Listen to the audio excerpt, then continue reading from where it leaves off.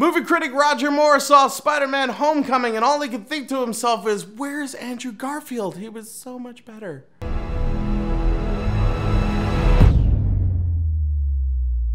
If it's your first time here, make sure you hit that subscribe button and the little notification bell right next to it. Now let's see what this dumbass critic has to say. Give it up for Marvel imposing its will on Sony for the third Spider-Man incarnation in living memory. Okay. Now what? They don't repeat the origin story this time. Change up the age of the title character and give him the ADHD energy that the unseen radioactive spider bite made worse, not better. ADHD energy? We are definitely over-diagnosing that. He's just being a kid. Leave him alone, bastard. In Spider-Man Homecoming, he's manic, 15 and breathless. Manic 15 and breathless is just the douchebag who works at Hot Topic who has asthma, battling his hormones and digging an older teenage girl, one seemingly out of his league. Battling his hormones. Weird Spider-Man villain. Spider-Man versus underarm hair, sweat, and boners. Random boners. Uncle Ben isn't in the picture, and Aunt May has morphed into Aunt MILF. Wouldn't it be Aunt I'd like to f***? Like Elf? Isn't that what it would be? Like she doesn't have a kid. She has a nephew. So it's Elf. The Chatterbox character and the film are earnest but lightweight, making for a movie that lacks gravitas, romance, fear, or zing. You went all over the place with your adjectives there. It just sounds like some asshole asking a girl on a date, like, I promise you tonight gravitas, romance, fear, and zing. The zing is my penis inside you, combined with just a little bit of herpes. For young Mr. Holland's opus, I get it. Alright. At least he's not Andrew Garfield isn't enough. I don't know, that's plenty for me.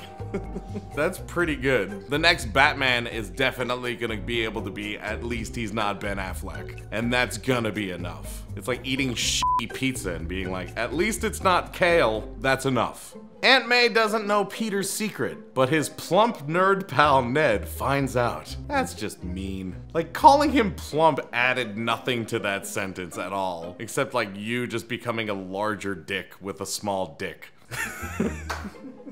There are, of course, multiple levels of Marvel fandom, but only two will suffice for talking about Homecoming. There are those who squeal with glee at every tie-in character who makes a cameo, every new costume introduction, and those who silently roll their eyes and mutter, yeah, and guess which camp I'm in. I guess you're in the camp where you get to just come in, hate something that everybody else loves, not like references, and just be ready to like shit on Marvel, and you just start pitching a tent. And I'm shooting for as many boner jokes as I can in this video, because there's been like 4. And being in that latter group, I want something with more human qualities than the pandering piffle aimed at those who like the extended soap opera that the studio is ever engineering. You wanted more human qualities? The thing that carried this entire movie was when Peter Parker was just being Peter Parker. It was probably the most human Spider-Man. And I'm starting to think you're the type of person who needs either a musical number or someone getting a hand job on a beach for you to like the movie. I'm just assuming he liked La La Land and Moonlight, I don't know, and wanted Spider-Man to somehow be La La Land and Moonlight, which would be amazing.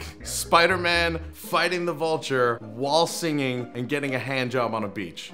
Gold. But they've utterly lost the plot when it comes to plot and gravitas. It's as if they packed 10 movies worth in Logan because whatever energy Homecoming delivers in some, not all, its many scenes has no weight. Zero. Wait, so you liked Logan and somehow wanted Spider-Man to be like Logan? That's like expecting your boyfriend to be just like your gay best friend. It's not gonna happen, Karen. I'm not anything like Bruce. It's cute, never more than that. And sometimes that's enough. Look at Kirsten Dunst. Give Michael Keaton one great scene to make his natural menace felt. And then make that moment all talk and no violence has consequences. Would it have been better if he was mute and just like had a knife that he stabbed people in the eyes with and was also racist? I don't know why I threw that in. Introduce a high school bully. Okay, this is Steve. And make him a non-threatening shrimp, a mean girl in boy form. Okay, this is Stephanie. Jaunty montages set to vintage pop and punk, Blitzkrieg Bop by the Ramones, make the effects-driven action beats play, even if they're beyond repetitious at this point. It's funny that the only reason the action worked is the Ramones. You know what? I like the Ramones, so I'm gonna give you this one. Marvel can take a bow for making the film's multiculturalism stand front and center. From interracial friendships and romances to multiracial gangs. And the Japanese-American school principal whose World War II Nisei uniformed dad's photo figures prominently on his desk. Bookending the gym teacher whose detention hall is postered with James Baldwin and Frederick Douglass images. That's another, yeah, okay, and yeah! It sucks to give movies and characters depth. We should have the principal the entire time be in a white room with nothing in it. And make him white too, that'll be better. And then the gym teacher isn't even in a gym. He's just like sitting in a chair and saying nothing. No pictures of Frederick Douglass or even a person named Douglas. Unless it's Doug from Nickelodeon's Doug. I don't know where I'm going with this. I think that you're stupid. How about that? But pretending this is anything other than pleasant, time-killing filler for the next Marvel is laughable. Yeah, but it's just wasting your time and keeping you occupied until the actual thing happens. It's like foreplay. Fine, I'll lick your nipple and stuff. When are we getting to the 3 minutes of crying and shame? Changing up the story removes some of the onus of comparison to the first Tobey Maguire, Sam Raimi Spider-Man. Not when it comes to romance, suspense, guts, and heart, however. So like nothing? Changing everything changed nothing. It's like someone who gets plastic surgery and is still ugly. It's like Charlie Sheen after rehab, who still needs rehab. Even the not late, not lamented Andrew Garfield Spidey brought some of that to the table. Well, now you're saying that you like the Andrew Garfield Spider-Man more than this Spider-Man. You're kind of alone in that one, buddy.